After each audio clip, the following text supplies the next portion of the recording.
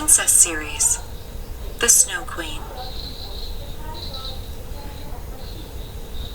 A long time ago, in a place not too far from here, there lived a young girl named Gerda and a young boy named Kay.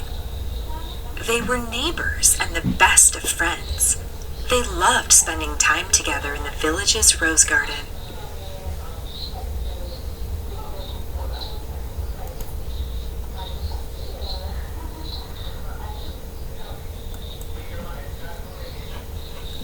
One day, Kay's grandmother explained the magic of snow to the two children.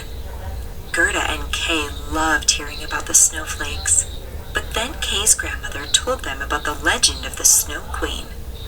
The Snow Queen was the ruler of the snow, and it was said that she would come to the village at night to take away children to live with her in her snow castle. As Kay was getting ready for bed that night, he thought about the story his grandmother had told them. He was scared of the Snow Queen, but he was sure she wasn't real. Suddenly, Kay looked out of his window and saw the Snow Queen herself. The Snow Queen told Kay to come with her. Even though Kay was afraid, he agreed to join her in her sleigh. The Snow Queen kissed Kay's forehead, which made him forget Gerda and his grandmother. Then the two of them flew away to her mystical snow palace. The next day, Gerda couldn't find Kay, so she went to look for him. She talked to everyone in the village. She talked to her teacher. She talked to the baker. She talked to the innkeeper. She even talked to Kay's grandmother, but no one had seen Kay. Gerda was so sad. She was beginning to worry about her friend. She thought surely the story of the Snow Queen wasn't true. But could it be? Gerda went to the rose garden and began to cry. Just as Gerda was beginning to lose hope, a kind-hearted prince and a magnificent princess approached her. They were out touring the lovely rose garden when they heard Gerda's sobs. The prince and princess asked Gerda why she was crying, and Gerda told the two of them about how her friend Kay was missing. Gerda explained that she was worried it was the Snow Queen who had taken her friend, and that she needed to find him. The prince and princess had heard the stories of the Snow Queen and decided they wanted to help. They told Gerda she could take their reindeer to find the Snow Queen's palace. Gerda rode on the back of the reindeer deep into the forest for days until she saw the Snow Queen's palace high above an icy mountain.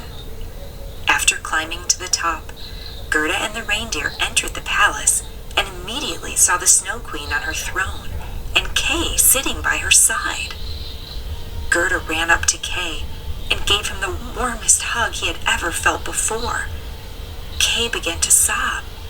Gerda's warm hug helped Kay remember what he had forgotten because of the Snow Queen's kiss, and he was so happy to see his friend again. Before Gerda and Kay could leave the icy palace, the Snow Queen told them how she had no friends of her own. People always told stories about her and assumed she was just as icy as all the snow around her. That was why she had taken Kay to her palace. She didn't want to be lonely anymore. She breathed a heavy sigh, and a single frozen tear fell down her face and shattered on the ground. Gerda and Kay felt bad for the Snow Queen and could see how lonely she must feel high up in her snow palace. Gerda suggested that the Snow Queen come back with them to their village. She could meet all the people there and make new friends. The Snow Queen agreed to travel back to the village with Kay and Gerda. When the two friends returned home, all of the villagers, the prince and princess, and especially Kay's grandmother, were so happy to see them and so surprised to see the Snow Queen.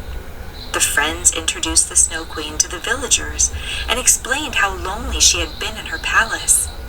The village welcomed her with open arms and warm hugs.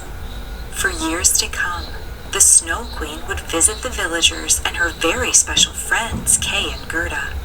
She never felt lonely ever again, and they The end.